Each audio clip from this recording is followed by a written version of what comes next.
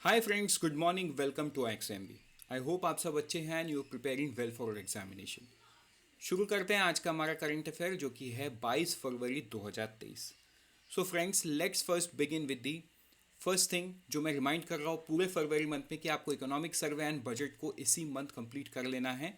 मैं आपको ये मार्च से याद नहीं दिलाऊंगा, hoping that you have already done it in the month of Feb. अब हम शुरू करेंगे हमारा पहला न्यूज़, वो है एडीबी प्लेज 25 बिलियन। तो देखो, एडीबी कौन है? Asian development bank, right?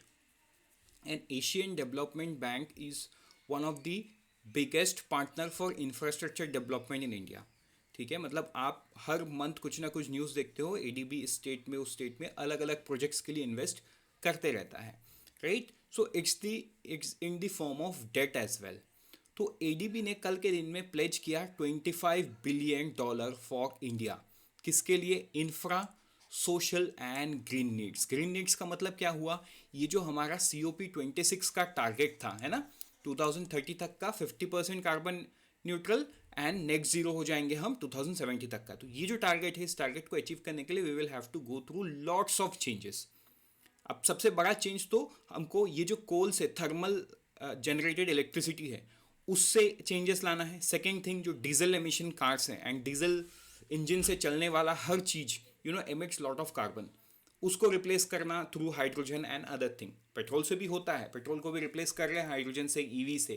But yes, on the longer run, मतलब डीजल को तो all of a sudden eliminate नहीं कर सकते, कंसिडरिंग रेलवेज में भी डीजल का बहुत बड़ा यूज़ है, राइट? तो ये सारे चीज़ को एक दूसरे तरीके से सॉल्व कर सकते हैं, उसके लिए पैसा चाहिए, so for green need also ADB side कि इनका ये जो फंड है ग्रीन नीड स्कीम के लिए भी यूज़ होगा। टाइम फ्रेम उन्होंने क्या बताया? Next 5 year to fund India's infrastructure creation under PM Gati Shakti initiative as well as social development and climate action to help the country make its priority development needs. तो ये बहुत इंपॉर्टेंट कमिटमेंट है from the ADB.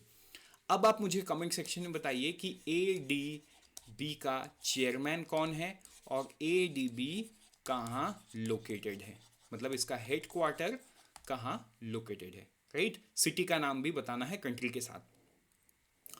अब हम बढ़ेंगे आगे, next news में, वो है इंडिया रेटिंग रिलेटेड। तो देखो, इंडिया रेटिंग ने बताया कि India rating expects India's growth to be below 6% in financial year 24, long pause on repo rate. ठीक है, तो इंडिया रेटिंग ने ऐसा क्यों बताया? देखो, इंडिया रेटिंग का ये जो उनका बताने का ये है कि growth will be below 6% in FY24। उन्होंने ये भी बताया कि रेपो रेट आज के दिन में जो है, इसमें एक लंबा पॉज लग सकता है। आज के दिन में रेपो रेट कितना है? 6.5%। तो देखो, रेपो रेट जितना हाई रहता है उतना ज़्यादा MCLR रहता है, मतलब cost of borrowing is on the higher side. अगर कॉस्ट ऑफ बोरोइंग हाई है तो कहीं ना कहीं इन्वेस्टमेंट तो हिट होना ही होना है, राइट? मनी सप्लाई का जो सिचुएशन रहेगा वो ऑलवेज नेक टू नेक रहेगा because of the repo rate and other activities that RBI is doing to control inflation. तो ये सारे मैक्रो इकोनॉमिक फैक्टर्स को देखते हुए दे हैव सेड कि जो फाइनेंशियल ईयर 24 का ग्रोथ रहेगा वो 5.9% रहेगा। RBI ने कितना बताया? 6.4% बताया। So it's a little bit difference in it, तो ये आपको याद करना होगा। अब हम बढ़ेंगे आगे हमारे नेक्स्ट न्यूज़ में, वो है Kotak FYN।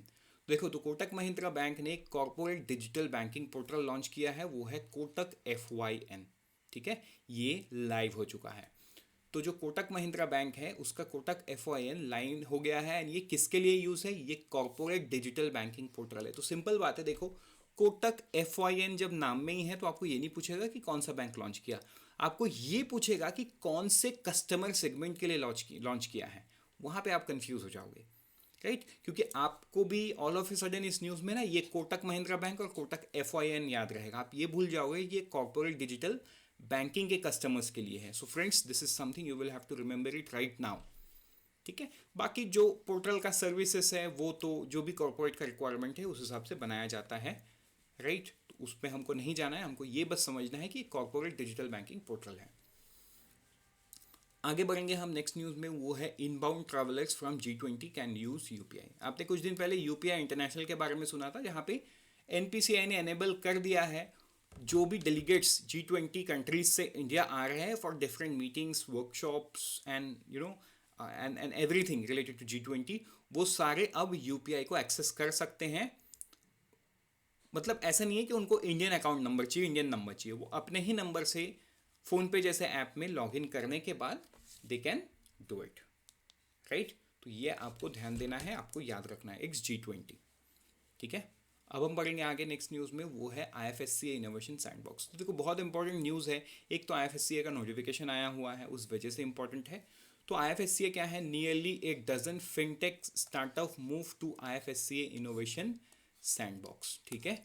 IFSCA innovation sandbox, तो इनोवेशन सैंडबॉक्स तो जो सेबी है वो भी करवाता है, RBI है वो भी करवाता है। तो इसको यूजुअली रेगुलेटरी सैंडबॉक्स बोला जाता है क्योंकि दिस आर रेगुलेटर्स। तो IFSC भी एक रेगुलेटर ही है, तो इसको भी हम रेगुलेटर सैंडबॉक्स बोल सकते हैं।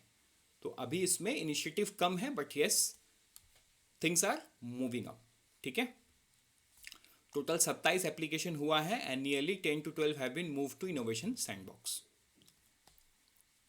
अब हम बढ़ेंगे आगे रिगार्डिंग सुपोषित माँ। देखो आपको इसमें ना ये याद रखना है कि सुपोषित माँ किस, मतलब एक तो ये चीज़ कि ये लोकसभा स्पीकर जो है ओम बिरला, ये इनका इनिशिएटिव है, पहला चीज़। दूसरा चीज़, ये कहाँ पे हो रहा है, ये कहाँ इनोग्रेट हुआ है, इसको ओम बिरला ने खुद ही इनोग्रेट किया है इन रमनगंज मंडी एरिया ऑफ कोटा। तो ये आपको याद रखना होगा, कोटा जो कि जयपुर में है, जो कि सॉरी राजस्थान में है। तो ये आपको ध्यान देना होगा।